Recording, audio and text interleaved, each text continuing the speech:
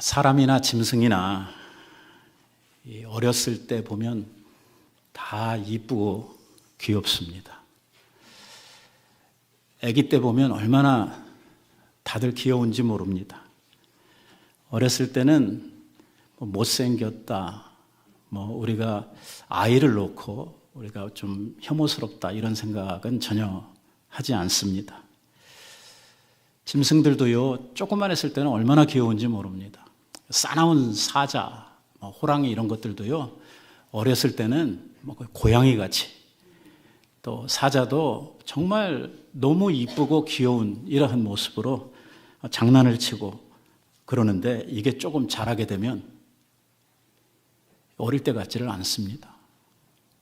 본성들이 나타나도록 되어져 있고, 이게 맹수로 변해가지고 사람들이 더 이상 이러한 짐승들이 크게 되면 그 앞에 가까이 갈 수도 없게 될 뿐만 아니라, 사람들도 가만히 보면 어렸을 때는 다 귀엽고 다 이뻤는데, 이게 자라나면서 사람들이 다 다르게 커가는 모습들을 볼 수가 있고, 그 마음에 착하고 좋은 본성이 개발되기보다는 이상하게도 사람이 커가면서 악하고 죄된 본성들이 나타나게 되는 것을 보게 됩니다.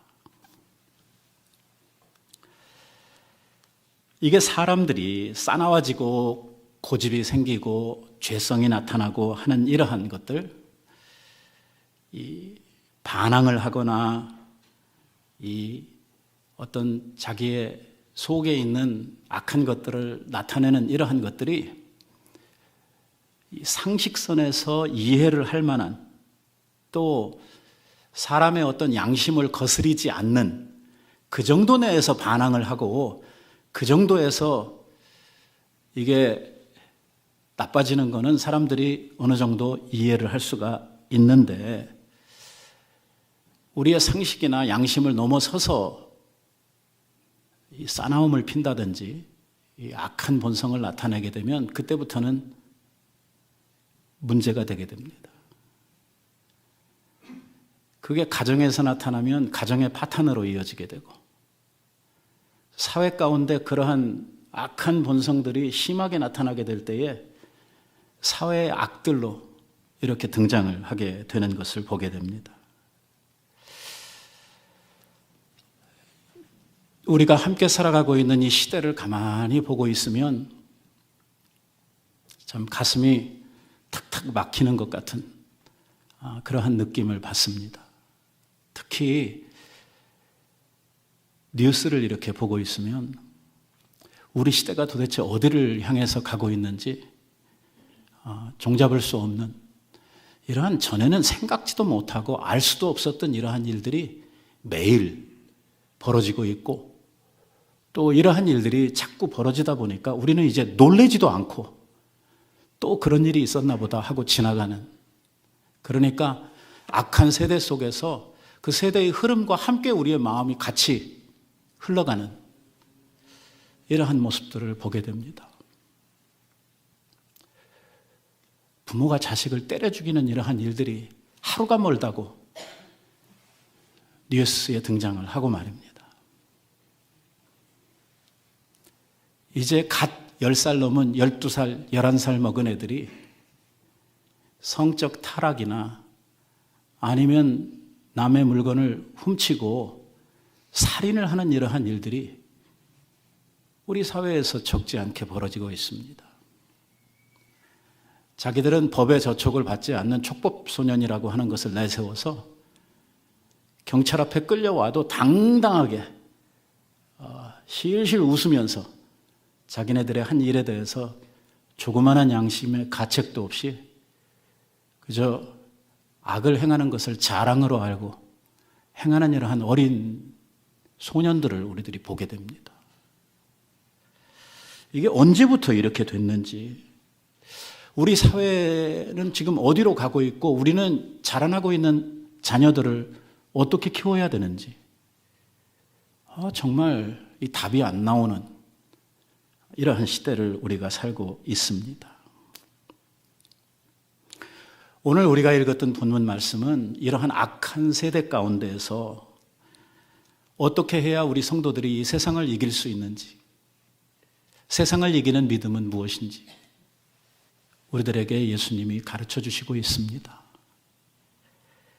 예수님과 세 제자가 높은 산에 올라갔던 이야기를 우리가 지난주일에 함께 나누었죠. 그곳에 올라가서 예수님의 모습이 변형이 되고 정말 황홀하고 은혜스러웠던 이러한 장면을 이 세 제자가 경험을 하게 됐던 이러한 이야기들을 함께 했었습니다. 그런데 예수님이 세 제자만 데리고 올라가시고 나머지 제자들은 어디다 두셨죠? 이 산 밑에다가 그냥 두셨답니다. 그런데 예수님이 산에 올라가시고 나서 사고가 났습니다. 문제가 터졌어요. 이게 뭐냐면 사람들이 예수님을 만나러 왔다가 예수님이 안 계시니까 예수님의 제자들에게 우리 아픈 아이를 좀 고쳐달라. 특별히 오늘 말씀 가운데 보면 아이가 간질이 들려서 그냥 자주 이게 넘어지고 막 거품 물고 막 이렇게 아이가 정신이 없어지는 이러한 병에 걸린 아이를 데리고 온 아버지가 제자들에게 내 아이 좀 고쳐달라 이렇게 부탁을 했는데 그 남아있던 제자들이 이 아이를 고치지를 못했습니다. 그러면서 문제가 생기게 됐죠. 그렇게 한참 어려움을 당하고 있었던 제자들 앞에 산에 올라가셨던 예수님과 세 제자가 내려오게 됩니다. 그들이 무리에게 이르매, 산에 올라갔던 예수님과 제자들 말입니다. 한 사람이 예수께 와서 꿇어 엎드려 이르되 주여 내 아들을 불쌍히 여기소서. 그가 간질로 심히 고생하여 자주 불에도 넘어지며 물에도 넘어지는지라. 내가 주의 제자들에게 데리고 왔으나 능히 고치지 못하더이다.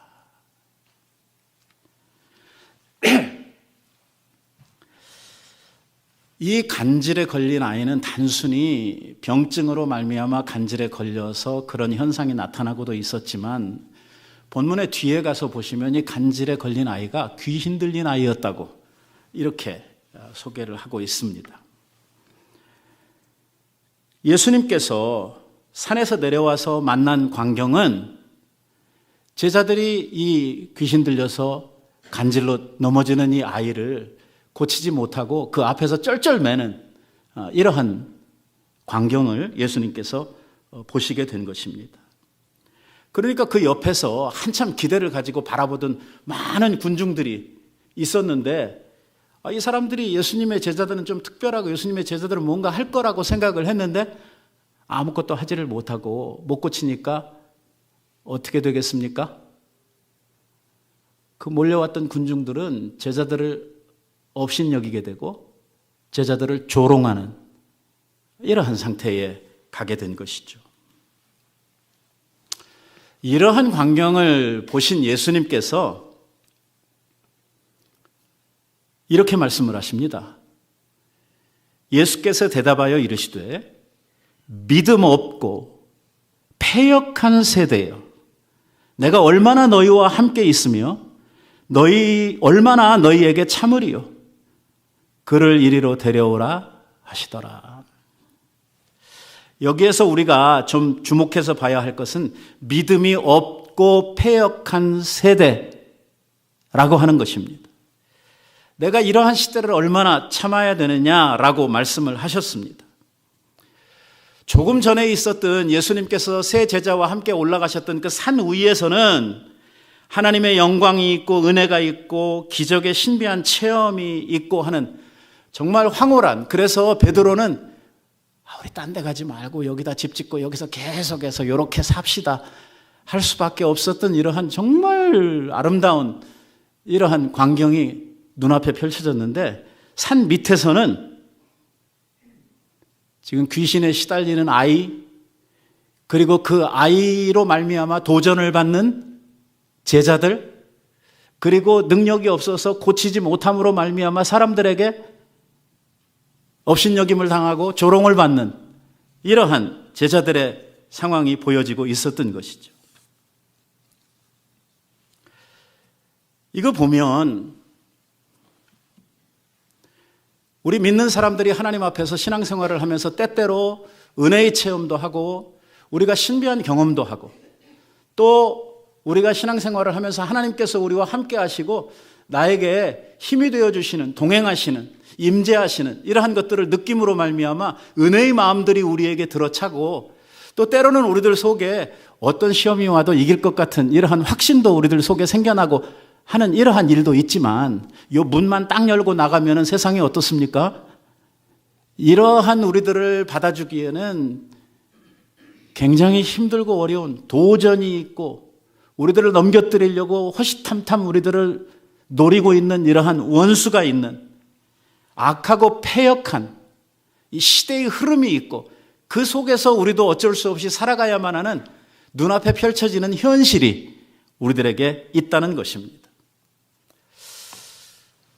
항상 의문이 되는 것은 무엇이냐면 왜 예수님께서 처음부터 이런 일이 생기지 않도록 12 제자를 다 데리고 올라가셨으면 이런 일이 안 생기잖아요. 아무도 없었으면 와서 뭐 해달라고 할 일도 없었을 거고 그리고 꼭 그 세 제자만 봐야 되나요? 다른 제자들도 같이 봤으면 얼마나 좋았겠습니까? 그런데 예수님께서 이 세 제자만 데리고 올라가심으로 말미암아 남겨두고 가신 제자들이 밑에서 이러한 고생을 하고 어려움을 당하는 이러한 일을 겪었거든요. 우리가 알 수 있는 것은 뭐냐면 하나님께서 우리들에게 주신 세상살이 우리가 구원을 받고 나면 구원을 받은 순간 너희들은 하나님의 자녀요 하나님 나라의 백성이니까 너는 따로 하나님 나라로 가자 해가지고 우리들을 이 세상에서 싹 데려가시는 것이 아니라는 것입니다. 이 악한 세대 가운데 정말 원수들이 가득 차 있는 이러한 세상 가운데 우리들을 두십니다. 거기에서 우리는 세상과 함께 살아가야 하고 그 세상으로부터 많은 도전을 받도록 되어져 있습니다. 왜 그렇게 하시는가? 그냥 구원을 주셨으면 달랑 데려가셔서 하나님 앞에 바로 있게 하시지. 그러면 죄 지을 일도 없고 우리가 세상에서 더 이상 고생할 일도 없이 그냥 천국 가서 만복을 누리면서 우리가 같이 살면 좋을 텐데 아니라는 것입니다. 주님께서 우리들을 구속하신 데는 물론 구원을 통해서 우리가 누릴 하나님 나라의 영광도 있지만 동시에 우리들에게 뭐가 주어지냐면 이 세상에 살면서 우리가 감당해야 될 하나님의 자녀로서의 뭐가 있냐면 사명, 책임이라고 하는 것이 우리들에게 주어져 있는 것입니다. 그래서 우리들을 바로 데려가시는 것이 아니라 이 세상 가운데 두시고 우리들로 하여금 세상 가운데에서 하나님의 일을 하게 하시는 것이죠. 이 세상 가운데서 하나님께서 하시려고 하시는 주님의 일은 무엇입니까? 그것은 남아있는 하나님의 백성들, 하나님께서 완성해야 될 하나님 나라의 완성을 위해서 오늘도 교회를 통해서 성도들을 통해서 남은 자들을 구원하시는 이 일을 하나님께서는 지금도 하고 계시는 것입니다. 제가 자주 여러분들과 이런 말씀을 드립니다마는 하나님의 능력이라 그러면 세상에 남은 사람들을 구원하시기 위해서 특별히 우리들의 도움을 받을 필요가 없습니다. 제가 무슨 이야기 하려고 그러는지 다 아시죠? 하나님의 능력이면 사람 구원시키는 거 뭐 일도 아닙니다. 한 방이면 끝입니다. 그런데 하나님 그렇게 안 하십니다. 참 어떻게 보면 능력도 없고 어떻게 보면 게으르고 참 믿기 어려운 우리들에게 이 구원 사역, 하나님께서 그렇게 신중하시고 그렇게 오랜 시간 하나님의 열정을 들여서 이루시고자 하시는 그 구속 사역을 누구에게 맡기시냐면 우리들에게 맡기시는 것이죠.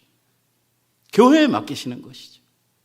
그래서 우리가 그 복음을 들고 세상에 나아가서 전하고 아직 그 어두움의 권세 가운데 있는 사망의 그늘 아래에 있는 자들을 복음으로 말미암아 구원해 내서 하나님의 백성으로 그리고 하나님 나라 백성으로 만들어가는 일을 우리에게 맡기셨다고 하는 것입니다. 그래서 교회가 오늘도 이 땅에 존재하고 있고, 이 교회는 복음을 들고 세상에 나아가서 영혼을 구령해내는 이 일을 위하여 주님 오실 때까지 이 교회가 쓰임을 받게 될 것이라고 이야기를 하고 있는 것입니다. 그래서 우리는 일해야 될 우리들의 사역지가 세상이기 때문에 세상으로부터 떠날 수 없습니다. 몽땅 다 데리고 변화산으로 가셨으면 좋겠지만 아닙니다. 우리가 아직도 일해야 될 우리의 땅은 어디냐면 세상입니다. 이 어두움에 속해 있는 자들, 사망의 권세 아래에 있는 자들과 더불어 우리는 일해야만 하고 그들을 사단의 손에서, 악한 영의 손으로부터 그들을 구원해내는 것이 바로 우리들에게 맡겨주신 하나님께서 주신 사명이라고 하는 것이죠. 그래서 오늘 우리는 세상에 존재할 수밖에 없고, 세상에 살다 보니까 이 악한 세대를 볼 수밖에 없고, 악한 세대의 유혹에 우리들이 끊임없이 도전을 받도록 되어져 있고, 때때로 우리들이 하나님의 백성으로서의 능력이나 아니면 하나님의 백성으로서의 어떤 인격들을 제대로 나타내지 못할 때에 세상으로부터 조롱도 받고 손가락질도 받고 이러한 일들을 살면서 경험을 하고 살고 있는 것입니다. 지금 이 지상에 존재하고 있는 교회들이 때때로 세상 사람들에게 손가락질을 받습니다. 왜? 뭔가 잘못하고 있거든. 우리가 우리의 사명에 충실하고 우리가 그리스도인으로서의 주님께서 주신 모든 인격들을 완벽하게 갖추고 능력 가운데 행하면 세상이 두려워할 텐데 우리가 때때로 그러지를 못한다는 거죠. 그럴 때마다 세상은 우리들을 손가락질하고 업신여기고 조롱하는 이러한 일들을 하고, 또 끊임없이 이 세상은 우리들을 유혹해서 자기들과 똑같은 이러한 사람들로 만들려고 노력을 하고 있는 것입니다.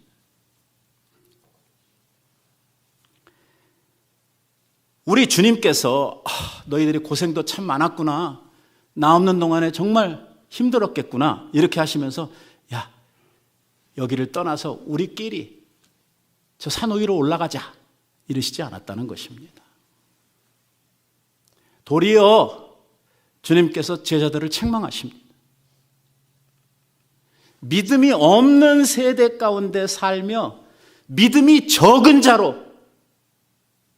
있게 되면 결국 이런 일을 만날 수밖에 없다고 말씀을 하고 있는 것이죠.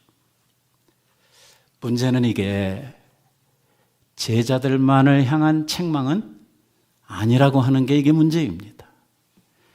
우리가 살고 있는 이 세대도 패역하고 악한 세대임에는 틀림이 없는데, 이 세대를 이길 수 있는 힘, 이 세대를 이길 수 있는 이러한 영적 능력이 나한테 있는가 할 때에 이게 만약에 부족하고 이게 만약에 모자란 자리에 있다고 하면 오늘 이 남아있던 제자들이 받았던 책망이 곧 나를 향한 책망이 될 수밖에 없다는 것이거든요. 어느 시대나 교회는 항상 이러한 이 도전의 직면에 왔습니다. 지금도 그렇고 앞으로도 그럴 것입니다. 이런 것이 없는 세대는 없습니다. 왜? 교회가 이 땅에 존재하고 있는 한은 이 싸움은 끝나지 않습니다. 세상은 더욱더 악해져 갈 것이고, 교회는 이러한 악한 세상과 더불어서 싸워야만 하는 이러한 영적 싸움에 교회는 항상 대면해야만 하는 이러한 현실 속에 교회가 있기 때문입니다. 여러분, 오순절 성령 강림으로 말미암아 이 땅에 교회가 임하고 성령의 능력이 강력하게 역사하던 그 초대교회, 우리가 맨날 기치를 들고 초대교회로 돌아가자, 초대교회로 돌아가자 하면서 외쳐대는 그 초대교회는 어땠느냐? 역시 마찬가지입니다. 초대교회에 많은 성도들이 큰 은혜를 받아서 성령에 충만해서 정말 많은 은사들을 가지고 기뻐하고 있을 때에 이러한 현상들을 보고 세상이 뭐라 그랬습니까? 저것들이 저게 술도 안 먹고 술 취해가지고 주정을 하고 있다. 새술에 취한 자들이다. 이러면서 놀려댔거든요. 이러면서 조롱을 했거든요. 베드로가 이러한 상황 속에서 두려워하지 말라고, 저들이 하는 말에 너희들 흔들리지 말라고 이렇게 격려를 하면서 뭐라 그러냐면, 이들은 술 취한 게 아니고 성령에 취해 있다고. 뭔지 알 수도 없죠. 이렇게 가르치면서 당시에 성령 받았던 사람들을 격려하고 위로했던 모습들을 보게 됩니다. 그러면서 우리는 이 세대 가운데에서 해야 할 복음의 책임이 있기 때문에 저러한 조롱이나 저러한 도전에 우리들이 넘어져서는 안 되고, 우리들은 계속해서 우리 예수님께서 우리들에게 맡겨주신 마지막 대사명, 이 사명을 위해서 복음을 붙들고 열심히 일해야 된다고 이렇게 초대교회 성도들을 독려했던 것들을 우리는 보게 됩니다. 항상 시대마다 이렇게 조롱하는 이들, 반대하는 이들, 도전하는 이들, 이러한 사람들이 성도들의 삶에, 교회에 항상 있습니다. 이거 피해가지고 이런 것 없는 세상으로 우리들이 도망을 가려고 한다고 하면 이 세상에는 그런 데가 없습니다. 저 위로 올라가지 않는 한. 그렇기 때문에 오늘 성도들은 우리들 가운데 이러한 도전이 항상 있다고 하는 사실, 교회에는 이러한 싸움이 항상 있다고 하는 사실을 인지해야만 합니다. 이런 일이 우리들에게 있을 때 무슨 이상한 일이 일어난 것처럼 왜 이래? 교회가 왜 이럴까? 이런 생각을 한다고 하면 이 사람은 교회가 무엇인지를 이해하지 못하는 사람입니다. 그러한 일이 있기 때문에 교회입니다. 이러한 도전, 이러한 싸움, 이러한 손가락질 받음이 있기 때문에 그게 교회의 교회됨을 증거하고 있고, 오늘 우리들이 하나님의 백성이라고 하는 것을 스스로 증명하는 이러한 정체성 같은 것이 바로 세상과 섞이지 않는 여기로부터 생겨나도록 되어져 있는 것이죠. 여기서 중요한 것은 예수님께서 지적하신 말씀입니다. 그 세대, 그 시대의 사람들의 영성이 어떤 자리에 있었는지, 또 아이들은 어떤 상황에 있었는지, 우리 예수님께서 말씀하셨던 그 말씀을 우리들이 좀 주의 깊게 바라볼 필요가 있습니다.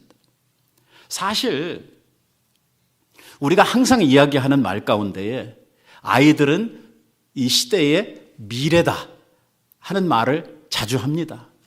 아이들을 보면 앞날이 보이는 것입니다.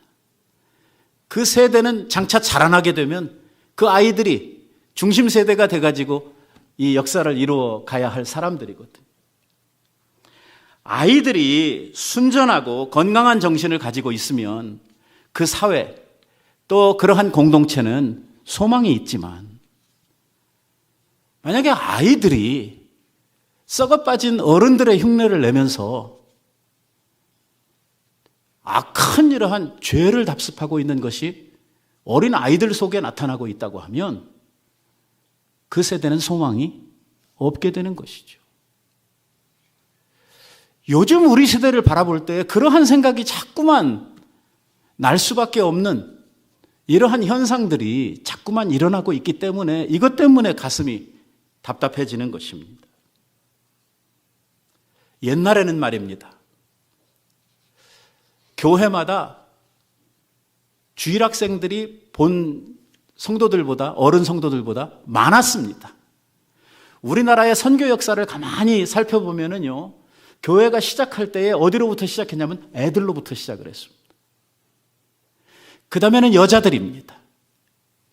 그래서 교회에는 항상 뭐가 많았냐면 아이들과 여자들이 많았어요. 우리 한국교회 한 140년 역사에 계속해서 보면 교회에는 다수의 아이들과 여자들이 있었습니다.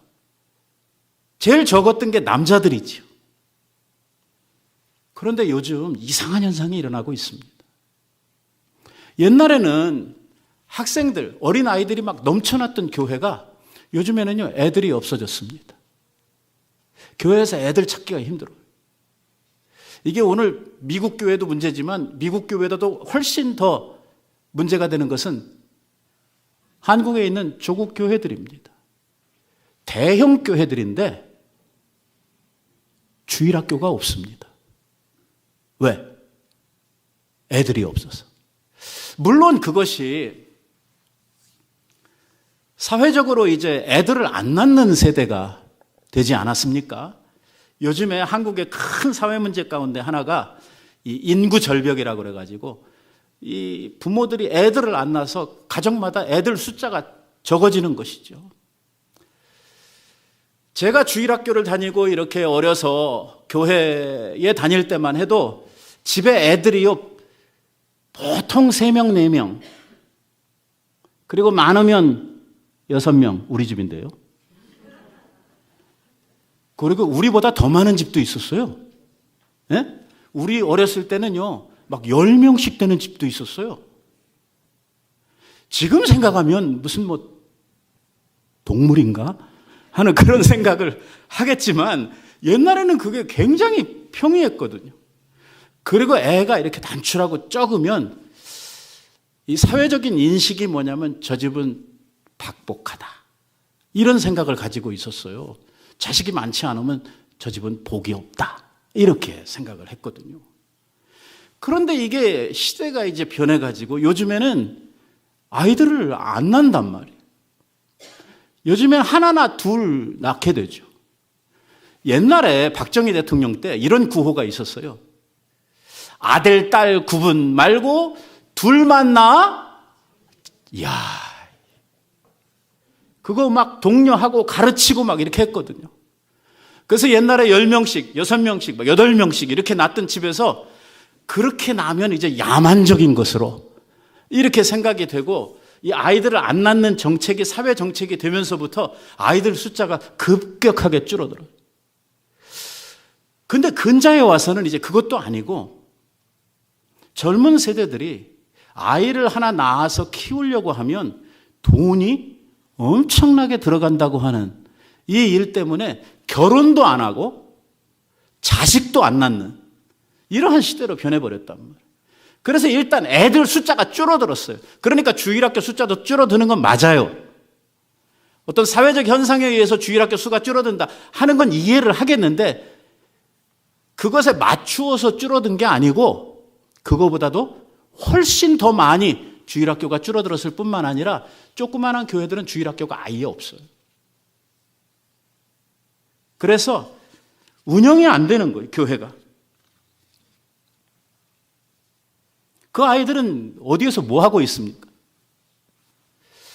요즘 아이들이 말입니다, 교회 오는 것을 별로 즐거워하지 않습니다.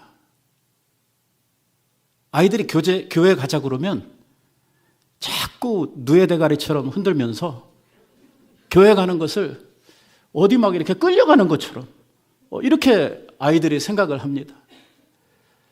이 아이들을 엄청 사랑하시는 부모님들께서는 또 애들이 그렇게 하면 애들 그 마음을 좀 이해해주는 차원에서, 그래, 오늘은 집에서 쉬어라, 우리만 갔다 올게, 뭐 이런 일들이 벌어지고 있는 것이죠. 걔들은 지금 어디에서 뭐 하고 있습니까? 보세요. 옛날 우리 어렸을 때는요, 장난감이라는 게 없었습니다. 최고의 장난감은 고무줄이었죠. 고무줄. 그거 하나 가지면 막 10명도 놀고 20명도 놉니다. 남자들은요, 장난감 없었습니다. 우리는 나무에서 떨어지는 상수리, 도토리, 그거 가지고 뭐 이렇게 굴려서 구멍에 집어넣는 이런 거, 나무 잘라가지고 뭐 자치기, 뭐 이런 거 하고 놀았지 장난감이 어디 있습니까? 그런데 요즘의 아이들을 한번 가만히 보십시오. 이제 장난감이 처지고 넘어서 애들 장난감 치우는 게 일이 돼버렸어요. 아이는 하나인데 장난감이 막 수십 개씩 가지고 있으면서 애들이 조금 가지고 놀면 또 실증이 나가지고 더 이상 놀지도 않는. 거기다 조금만 더 크고 나면 컴퓨터 게임이라고 하는 거에 빠져가지고 아이들이 정신을 못 차립니다. 우리 교회에 다니는 아이들도 보면은 전부 다 조그마한 애들이 핸드폰 가지고 와서 교회에 와서도 계속 그거 두드리고 있는 모습들을 자주 봅니다. 무슨 말이냐면, 옛날 우리 어렸을 때는요, 재미있는 게 별로 없었어요. 그래서 교회 가는 게 너무 재미있었어요. 교회에 가서 전도사님이나 선생님들이 구연동화 이렇게 이야기해 주시는 것처럼 성경 이야기 해주고 또 뭐 융판 같은 거 가지고 뭐 이렇게 하면 영화 보는 것 같이 재밌었거든요. 그래서 아이들이 주일학교 가는 시간을 열심히 기다리면서 교회 가는 것을 즐거워했는데 요즘에는요, 세상의 다른 재미에 푹 빠져가지고 이제는 교회에 가서 전도사님이나 선생님들이 이야기하는 그러한 이야기들은 이제 너무 재미가 없는 거예요. 애들이 와가지고 예배드리고 성경 이야기 듣고 하는 것을 이제는 즐거워하고 기뻐하고 즐기는 것이 아니라 이제는 막 견디고 고통스러워하고 힘들어하는 거죠. 그러니까 교회 가는 게 싫은 거예요. 도대체 우리는 어떤 세대를 살고 있습니까? 이 시대, 이 세상이 우리의 아이들을 지금 어떻게 바꿔놓고 있고 그 시대 속에서 살아가고 있는 우리의 아이들은 장차 어떤 아이들로 커서 교회를 이끌어 갈 것이며 이 영적 흐름을 주도해 갈 것입니까? 우리 주님께서 이 악하고 패역한 세대라고 이야기를 했을 때에 물론 그러한 악함은 시대마다 있었지만 그 어느 때보다 지금 우리가 살아가고 있는 이 시대는 더 힘들고 무서운 이러한 시대, 세상의 모든 것들이 우리 아이들을 잠식하고 더 이상 그 심령 속에 그 마음 속에 거룩한 것이나 하나님의 선한 것들을 채워 넣을 수 없는 이러한 시대로 우리의 시대가 변해가고 있지 않느냐는 것입니다. 우리 성도들은 이러한 일에 대해서 경각심을 가져야 된다고 하는 말이죠.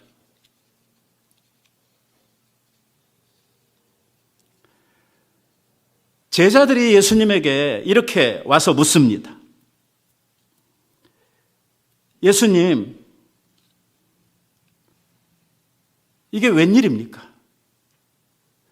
예수님이 가르쳐 주신 대로 우리가 기도도 했고 뭐 이렇게 다 했는데 우리는 안 됩디다.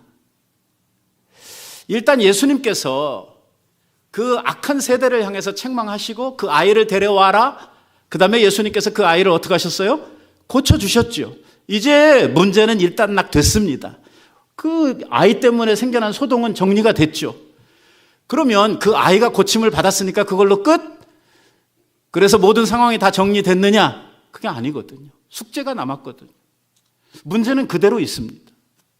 뭐냐면 예수님께서는 이제 곧 얼마 안 있어서 십자가에 죽으시고 이 세상을 떠나가실 것입니다. 그러면 예수님께서 지금까지 해오셨던 그 일을 누가 해야 되는 겁니까? 제자들이 이어받아가지고 그 제자들이 하고 그 제자들로부터 훈련을 받은 다음 세대가 이 교회를 통해서 주님의 사역을 이어받아야 되는데 지금 이런 상황이라고 하면 다음 세대를 이끌어갈 힘과 능력이 제자들에게 없는 것입니다.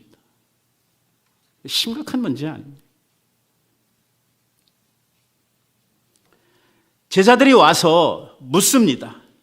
19절에 보니까 이때에 제자들이 조용히 예수님께 나와 이르되 우리는 어찌하여 쫓아내지 못하였나이까? 그러면 제자들은 지금까지 한 번도 귀신을 쫓아낸 적이 없느냐? 있습니다. 그들이 주님으로부터 능력을 받고 주님의 그 영적 권세를 받아가지고 전도인으로서 나아갔을 때에 그들이 예수님의 이름을 힘입어 귀신도 쫓아내고 병자도 고치고 이래가지고 돌아와가지고 너무 기뻐서 예수님께 막 보고를 하면서 신이 났던 적이 있었거든요. 그 옛날에는 했는데 지금은 안 되는 거예요. 제자들이 참 이상타 싶어서 예수님한테 질문을 하는 겁니다. 왜 우리는 안 됩니까? 왜 예수님은 되고 왜 우리는 안 됩니까? 이렇게 질문을 하는 것이죠. 이에 대해서 예수님께서 대답을 하십니다.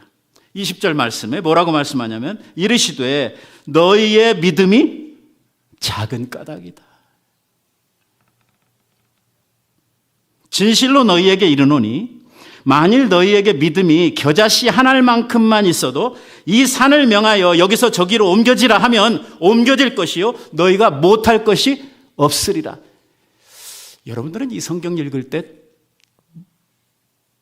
뭘 느끼십니까? 뭘 느끼십니까?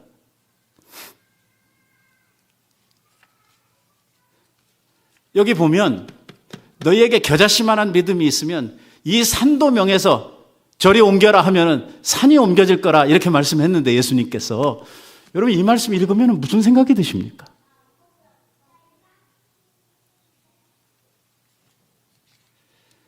참 답답한 구절입니다. 그러면 나는 겨자씨만한 믿음도 없다는 말인가 하는 이러한 생각이 버떡 들 수밖에 없죠.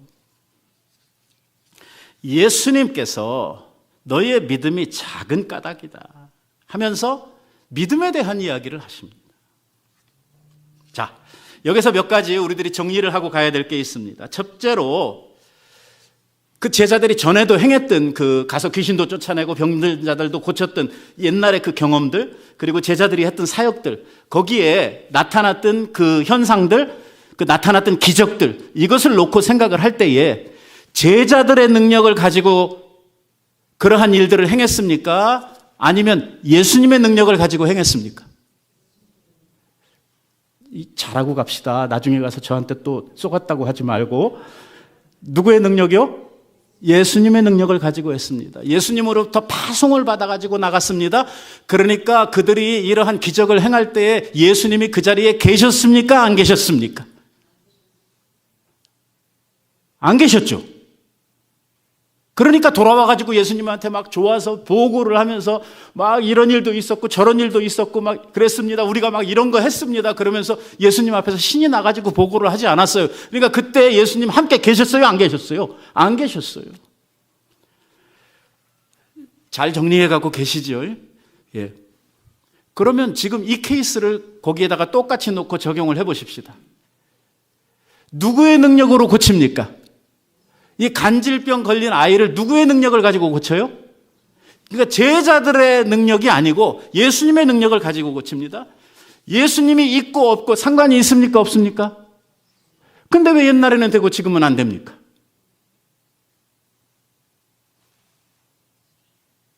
이게 문제잖아요. 오늘 우리 성도들에게 있어서 꼭 알아야 하고 필요한 것이 무엇이냐면 오늘 성도들은 자기 능력 가지고 누구를 고치는 거 아닙니다. 우리는 철저하게 누구로부터 오는 능력이냐면 우리 주님으로부터 오는 능력으로 고치는 것입니다. 뭐 고치든 뭐 살리든 뭘 하든지 간에 주님께서 우리들에게 주시는 능력으로 하는 것입니다. 그러니까 우리는 무슨 일을 할 때에 항상 주님으로부터 뭘 받아야 돼요? 능력을 받아야 됩니다. 이겁니다. 한 번 받으면 죽을 때까지 받을 필요 없다. 이것은 무슨 저 의사 라이센스 같아가지고 그냥 한 번 받으면 죽을 때까지 그냥 계속하는 거다? 아닙니다. 주님으로부터 오는 능력은요, 날마다 받아야 되고 이 건마다 받아야 되는 것입니다. 주님으로부터 오는 능력이 정말 우리들에게 믿음이라고 하는 통로를 통해서 계속 부어져야 그 주님의 능력 가지고 우리들이 이러한 일들을 행하게 되는 것이죠. 그런데 제자들이요, 옛날에는 그 능력 의지해서 그 믿음을 가지고 주님이 파송하셔서 그 권세로 가서 했는데 이번 일에 대해서는요, 주님으로부터 능력이 와야 되는데 그 능력도 주님께서 주시는 권세도 받지를 못했다는 것입니다. 전에 했으니까 이번에도 할 수 있다라고 가볍게 생각을 한 것이죠. 우리 성도들이 빠지는 이러한 착각이 뭐냐면 이겁니다. 내가 과거에 한번 은혜 받았다고 그래서 내가 과거에 어떤 신비하고 좋은 체험이 있다고 그래서 그걸로 죽을 때까지 우려먹으려고 하는 것입니다. 안 됩니다. 아닙니다. 우리는 섰나 하면 그 다음 순간에 넘어지는 것이 연약한 인간의 모습입니다. 우리는 날마다 주님의 능력으로 체험받아야 됩니다. 오늘 주님으로부터 오는 이 은혜의 통로, 축복의 통로가 항상 주님께 연결이 되어져 있어야만 하는 것이죠. 그래서 우리 예수님께서 하시는 말씀이 뭐냐면 기도 외에는 이러한 일들이 일어날 수 없다고 이야기를 하시는 것입니다. 제자들이 간구한 것은 무엇이냐면 이런 일이 생겼으면 이 이 아버지가 이 간질병에 걸린 아이를 데리고 왔다고 하면 먼저 그들은 주님께 구했어야 합니다. 주님이 그 자리에 안 계시잖아요. 주님께서는 벌써 일찍이 뭘 가르치셨냐면 앞으로도 주님이 안 계실 거거든요. 이 세상 떠나시면 안 계시잖아요. 그래서 제자들에게 주님이 계시지 않을 때 어떻게 해야 되는지를 가르치셨단 말이에요. 그게 뭐냐면 기도거든요. 기도에 대해서 주님이 얼마나 많은 교훈들을 이 복음서에 말씀을 하셨는지 몰라요. 그들은 이미 이쯤 되면 예수님이 돌아가실 날을 코앞에 두고 있는 이러한 시점이니까 그동안 기도에 대한 말씀을 수도 없이 들어서 알고 있고 훈련을 받았단 말이에요. 바로 이런 상황이 되면 뭐 해야 돼요? 기도해야 되는 것이죠. 주님께 구해야 됩니다. 능력도 구해야 되고 방법도 구해야 되고 지금 상한 처지도 말씀을 드리면서 우리 예수님께서 주시는 그 지혜, 예수님께서 주시는 능력, 그거를 체험받아야 되는데 안 했단 말이에요. 우리들이 날마다 새로워져야 하는 것은 한 번 받은 은혜로 죽을 때까지 우리들의 영적 생명을 유지할 수 없기 때문입니다. 구원이라고 하는 것은 단회적이지만 오늘 우리 안에 역사하는 모든 생활에 필요한 믿음과 그리고 우리가 주님의 이름을 힘입어 나타내야 하는 우리의 능력은 주님께서 날마다 우리에게 공급해 주시는 힘으로 해야 하는 것입니다. 작년에 받았던 거 가지고 올해 또 써먹을 생각하면 안 됩니다. 저는 그래서 이 이스라엘 백성들이 광야를 지나갔던 그때 사건이 우리들에게 큰 교훈이 된다고 생각을 합니다. 여러분, 광야를 지나던 이스라엘 백성들, 농사하거나 자기의 먹을 것을 위해서 어떤 노력을 한 게 있습니까? 없습니까? 없죠. 없습니다. 그들은 샘도 파지 않았고 그들은 농사를 짓지도 않았습니다. 근데 몇 년을 살았어요? 40년을 살았습니다. 생각해 보세요. 사막에서 40년은 그만두고 40일도 견딜 수 없습니다. 그 죽음이에요. 이 죽음의 땅입니다. 거기 들어가면 끝나는 거예요. 아무런 소망이 없어요. 근데 40년을 살았어요. 어떻게 살았어요?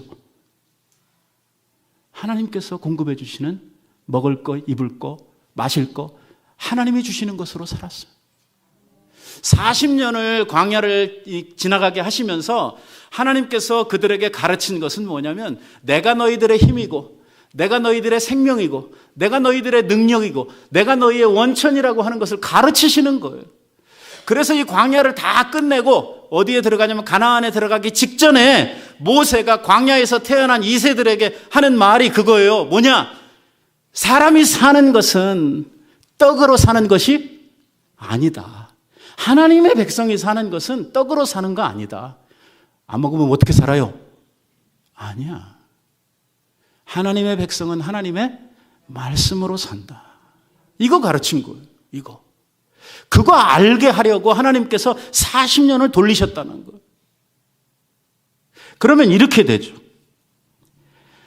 우리 주님께서 그들을 먹이시고 입히시고 할 때에 가장 많이 사용하셨던 방법이 보면 일단은 일용할 양식인데 그게 하늘에서 내려온 만나였어요. 하늘에서 내려온 만나.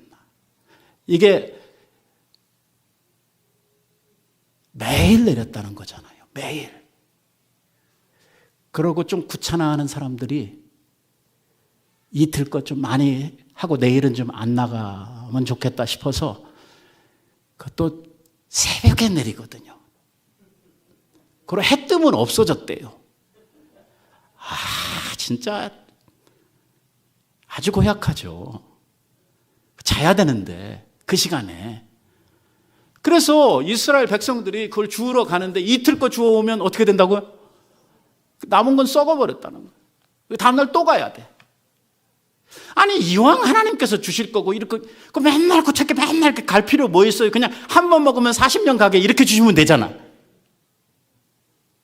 예? 이왕 하나님께서 기적으로 주시는 음식인데 40년 그냥 한 번 먹으면 40년은 좀 너무했다 그러면 한 번 먹으면 한 달 가는 뭐 이런 걸로 주시면 되잖아요. 근데 아니에요. 매일 가야 되는 거. 이게 그리스도인들이 살아야 될 삶의 방법이거든요. 우리는 매일 주님을 의지해서 사는, 매일 주님께 구하는 것. 주님으로부터 하루라도 우리들이 단절된 삶을 살게 되면 그날로 우리는 넘어지는. 제자들의 가장 큰 문제가 바로 어디 있었냐면 이 주님과 교통하고 주님으로부터 얻어야 될 그 능력의 원천이 되는 기도를 드리지 않고 자기네들이 과거에 받았던 자기네들의 경험에 의해서 이 일을 하려고 했다는 것이 문제거든요.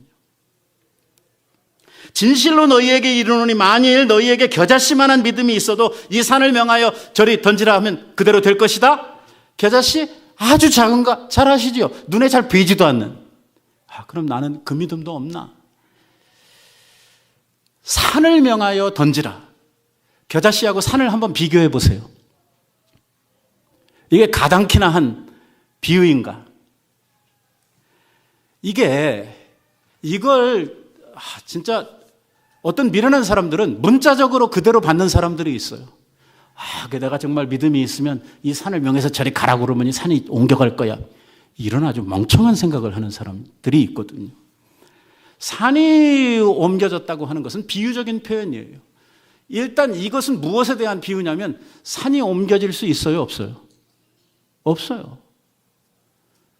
산을 옮긴다고 하는 것은 지금도 거의 불가능한 일이에요. 다시 말하면 산을 옮긴다고 하는 말은 불가능한 일이에요. 그런데 믿음이 있으면 된다는 거예요. 무슨 말이냐면 사람에게는 불가능한 일이지만 사람들에게는 어림도 없는 일이지만 누구에게는 가능해요? 하나님께는 가능하다. 하나님께는 능치 못할 일이 없다는 거예요. 그러니까 우리들이 하나님의 능력을 빌려오게 되고 하나님의 권세를 덧입게 되면 우리들은 얼마든지 그 일을 할 수 있다는 거예요. 내가 하는 게 아니에요. 주님이 나를 통해서 일하시는 거예요. 그래서 우리들에게 필요한 것이 믿음이라고 하는 것이죠. 이 믿음이 우리들로 하여금 이 모든 것들을 가능케 한다고 말씀을 하고 있는 것입니다. 예수님은 안 계시고 이 애 아빠는 와가지고 막 자기들한테 빨리 고쳐달라고 이렇게 하니까 급한 마음에 주님 앞에 묻지도 않고 그 상황에 대해서 전혀 예수님의 생각은 고려도 안 하고 그냥 제자들이 어떻게 해보려고 하다가 아무것도 못하고 이 창피를 만나게 된 것이죠. 결국 이 말씀이 우리들에게 주시는 것은 이 악한 세대를 이기는 성도들의 승리의 비결은 어디에 있냐면 믿음에 있다는 것입니다. 근데 그 믿음이 어떤 믿음이냐? 오늘도 살아계셔서 역사하시는, 오늘도 우리의 구원자 되시고 창조주 되시는 하나님의 능력을 덧입는 일입니다. 그 일은 끊임없이 우리가 하나님 앞에 구하고 오늘 주님과 연결된 우리의 그 믿음의 통로가 막히지 않을 때 가능한 일이라고 이야기를 하고 있는 것이죠. 우리가 겨자씨 믿음을 시험하기 위해서 이 산을 퍼가지고 저리 옮기고 자꾸 그런 거 하면 안 됩니다. 그럼 에베레스트가 또 저쪽 호주로 가는 그러한 일이 생길 수 있으니까. 창조주 하나님께서 그런 거 하라고 이 이야기를 하고 있는 거 아닙니다.